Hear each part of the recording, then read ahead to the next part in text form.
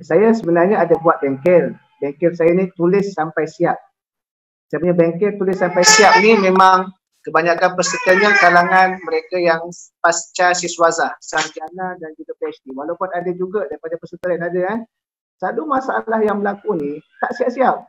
Kerana apa? Kerana mudahnya cerita macam ni, kita punya kehidupan sekarang, kita ada permulaan tapi kita tak tahu pengakhiran. Cuma kita boleh rancang. Sebab kita tak tahu mati bila, mati macam mana, apa keadaan kita mati. Kan kita tak tahu pengakhiran kita, tapi kita boleh merancang. Tapi bila cerita, kita yang buat permulaan, kita yang buat penutup. Bila kita ada permulaan, kita ada penutup, maka kita hanya just bahagian tengah tu untuk kita menggambarkan atau menceritakan apa saja. Masalah pertama, bila kita tidak ada pendahuluan, kita tak tahu nak cerita apa. Dan bila kalau ada pendahuluan, kita tak ada penutup, kita tak tahu nak endingnya macam mana. Kalau buat cerita, takut-takut silap-silap, mudah cerita senang, hero mati ditembak. Macam tu ya, sebab tak tahu. Maka yang paling penting, pendahuluan dengan penutupan. Pendahuluan dengan penutupan. Maka tengah tadi tu barulah dipanggil penyempurnaan cerita. Kalau tulisan akademik, yang paling penting adalah proposal. Kerana itu adalah dia punya framework ataupun big picture dia dalam kajian dia. Walaupun mungkin boleh berubah hasil dapatan semasa. Tapi yang paling penting, kita buat satu perkara yang ada penutup, ada pendahuluan, ada penutup, maka itu akan mencerminkan bagaimana kita tahu apa yang kita nak cerita sahaja. Kerana ada orang pula semangat bercerita, semangat menulis, tapi bila tidak ada border dia tak tahu, dia terkapai-kapai. Cerita akhir sekali tak jadi penulisan, jadi bebel.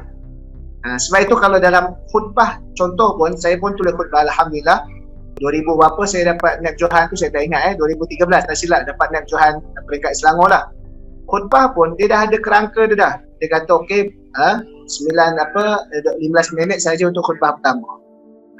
Kalau kita perasan masuk pertandingan penulisan pun dia akan tulis berapa muka surat, berapa ribu patah perkataan. Kenapa pihak penganjur letak demikian? Sebab itulah dia punya batasan dia, border dia. Kalau kita ada kolam renang, kita tahu berapa meter panjang dia. Jadi kita tahu kita boleh sampai. Tapi kalau kita tak tahu, dia akan jadi terkapai-kapai akhir sekali dan akan berlaku putus asa atau jemu tadi itulah.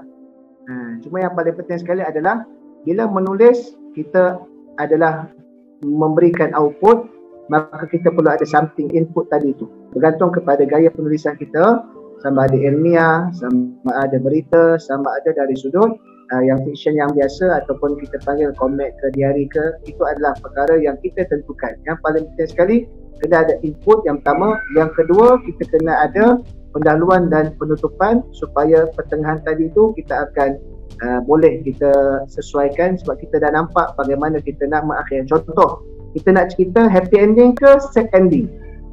Kan? Tajuk cerita Suamiku Dari Langit. Contoh, cerita yang dibuat filem. Suamiku Dari Langit tu happy ending ke sad ending? Okeylah, happy ending. Kerana apa? Kerana mendapat pasangan teman baik yang baiklah kita panggil. Maka permulaan cerita, maka dia boleh buat dari sudut dia payah, jadi anak pendidikan macam cerita Cinderella.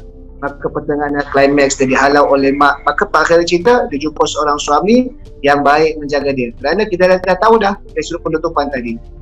Berbeza dengan kehidupan sebenar, kita tak tahu, cuma kita boleh rancang. Itu yang menjadikan kadang-kala penulis terlupa, menyebabkan penulisan dia tak dapat nak disiapkan tadi itu.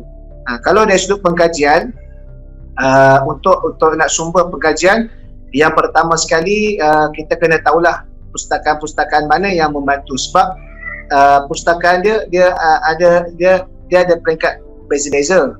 Maka perpustakaan dalam universiti itu adalah perpustakaan yang paling utamalah dalam untuk kajian ilmiah. Sebab bila universiti, maka sudah pasti kecenderungan dia ke arah akademiah dan akademik. Yang keduanya, kita ada juga selain daripada kita buka Google kat internet, dia ada Google Scholar. Maka di situ sebenarnya adalah dapatan-dapatan yang